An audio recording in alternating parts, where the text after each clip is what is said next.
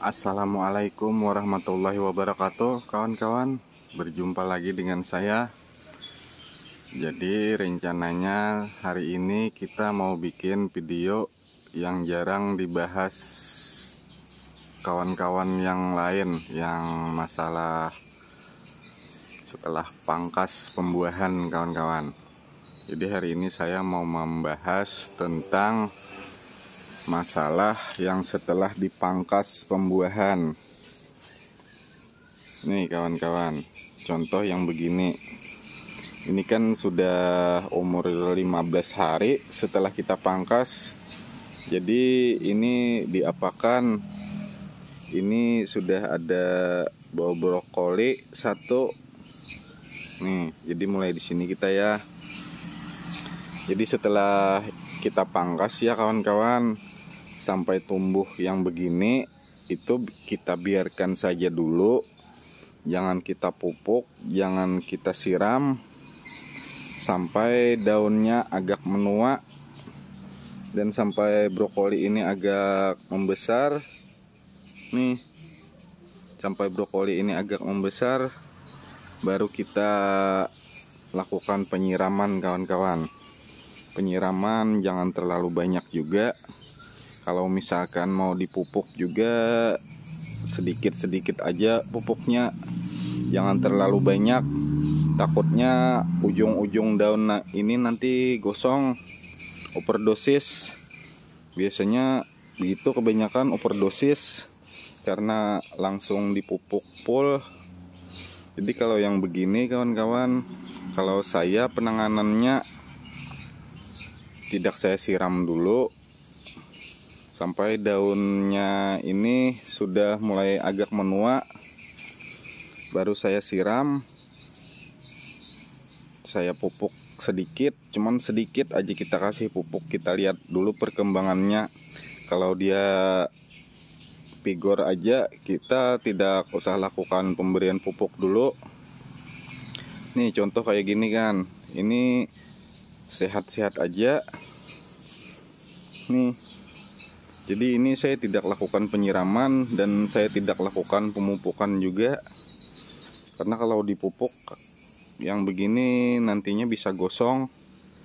Nih yang kayak begini, ini saya tidak lakukan pemupukan. Nih ada juga brokoli nih, cuman belum besar. Nih yang sudah begini kawan-kawan, kita tidak lakukan penyiraman media, tidak lakukan pemupukan sampai daunnya mulai menua ya kawan-kawan.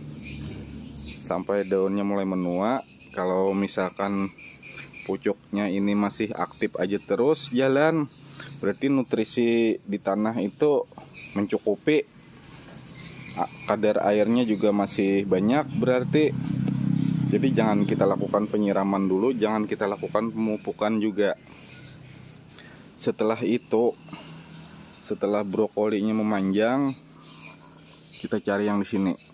Nih contoh kayak yang di sini ya kawan-kawan. Nih, setelah daun ini mulai menua, ini brokolinya ini udah mulai memanjang, baru kita siram kawan-kawan. Dan baru kita lakukan pemupukan kalau misalkan dia kelihatan kurang nutrisi.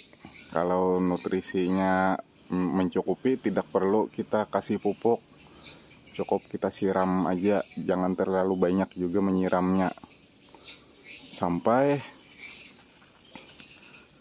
brokolinya ini mulai mau pecah ya kawan-kawan, mau menjadi bunga. Nah di situ baru kita lakukan pemupukan. Itu biasa yang saya terapkan sih. Cuman tidak tahu kalau kawan-kawan yang lain, siapa tahu beda ilmu juga. Kalau saya biasanya kalau yang begini, brokolinya mulai pecah, mulai jadi bunga, itu baru saya lakukan penyiraman. Karena saya pemupukannya pakai air lindi dan asam amino, jadi nggak bakalan gosong kayaknya. Kalau pakai pupuk kimia takutnya gosong. Untuk penyemprotan biasanya, pemupukan biasanya saya penyemprotan kawan-kawan pupuk. Saya untuk pupuk kimia saya lakukan penyemprotan, tidak lakukan pengocoran. Jadi setelah bunganya yang begini ya kawan-kawan, mulai pecah, mulai jadi bunga. Ini kan masih brokoli nih. Bunganya brokolinya mulai jadi bunga. Baru saya lakukan penyemprotan pakai pupuk Gandasil B. Ingat ya, pupuknya saya penyemprotan Gandasil B.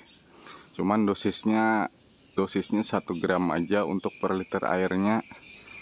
Jangan terlalu banyak. Dan biasanya saya penyemprotan di sore hari kawan-kawan, tidak di pagi hari. Kalau di pagi hari takutnya gosong, jadi kita lakukan penyemprotan di sore hari, kurang lebih jam 5 sore, sampai dia jadi beri begini kawan-kawan. Saya tetap lakukan penyemprotan. Ini saya tidak memakai GA3, hasilnya begini. Kalau saya pakai pupuk Gandasil B, nih, ini varian Tamaki, dan saya tidak pakai GA3 sampai beri begini ya kawan-kawan. Saya tetap melakukan penyemprotan pakai Gandasil B. Ingat ya. Jadi setelah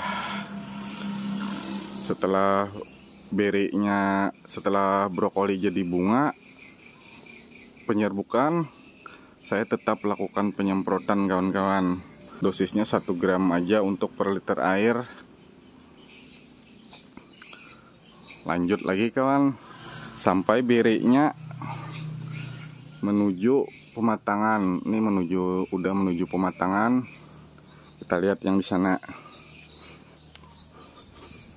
Nih, ini beri kan sudah mulai menuju pematangan nih.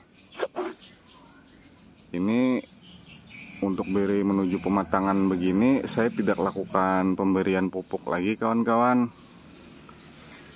Jadi beri yang mulai operation yang begini, saya tidak lakukan pemupukan lagi. Untuk unsur kaliumnya saya tidak kasih lagi. Jadi apa yang saya kasih selanjutnya, adalah memberikan pupuk kalsium kawan-kawan.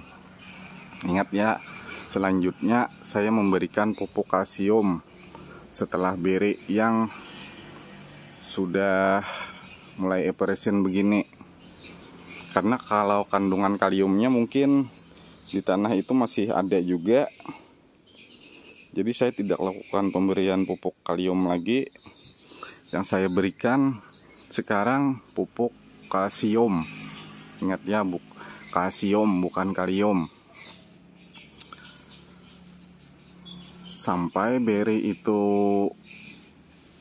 mungkin 20 hari lagi kita panen, saya tidak lakukan pemupukan lagi kawan-kawan. Tidak lakukan pemupukan, tidak lakukan penyemprotan. Jadi terserah aja kalian pupuk kalsiumnya mau disemprot atau mau dikocor. Kalau saya biasanya, karena saya pakai kapur dolomit, jadi saya tabur di tanah. Karena kan kandungan kapur dolomit itu kalsium sama dengan magnesium. Jadi saya pemberian pupuk kalsiumnya di tanah. Nih pakai kapur dolomit kawan-kawan. Ini kandungan kalsiumnya 30%, magnesiumnya 20%. Jadi saya tidak pakai karatiplos. Saya cuma memakai kapur dolomit. Kalau karatiplos tuh untuk yang bagusnya, kalau kalian memakai karatiplos, untuk yang bagusnya mending disemprot kawan-kawan. Juga penghematan pupuk kalau disemprot, kalau kita kocor agak boros.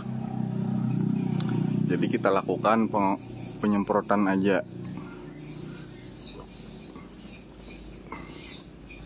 Jadi ingat ya kawan-kawan, setelah beri sampai hiperesin begini, kalau saya itu pengalaman saya tidak lakukan pemberian pupuk kalium lagi.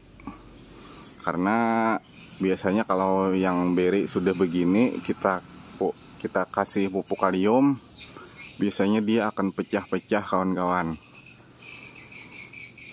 Karena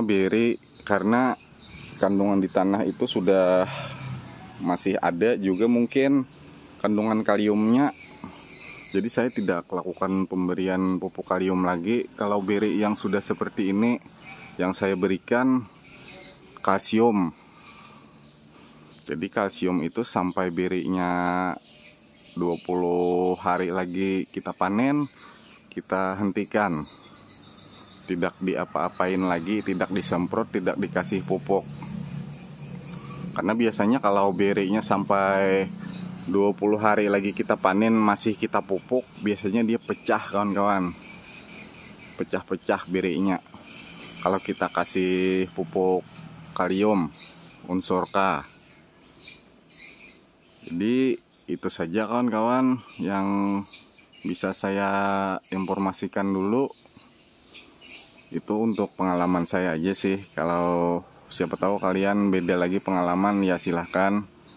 Saya cuma berbagi pengalaman saya, dan saya tidak menggurui kalian. Saya cuma berbagi pengalaman. Jadi ingat, yang setelah kita pangkas begini sampai daunnya agak menua, sampai brokolinya memanjang, baru kita kasih siram. Kita kasih pupuk sedikit kalau mau dipupuk. Kalau saya biasanya tidak saya pupuk dulu sampai birinya mulai mau jadi bunga, baru saya kasih pupuk, baru saya siram medianya. Jadi mudah-mudahan itu bisa memahami kawan-kawan. Dan saya di sini cuman berbagi pengalaman aja, tidak menggurui kalian. Siapa tahu kalian ada ilmu yang lain juga, terserah kalian. Saya cuma bikin video untuk pengalaman saya.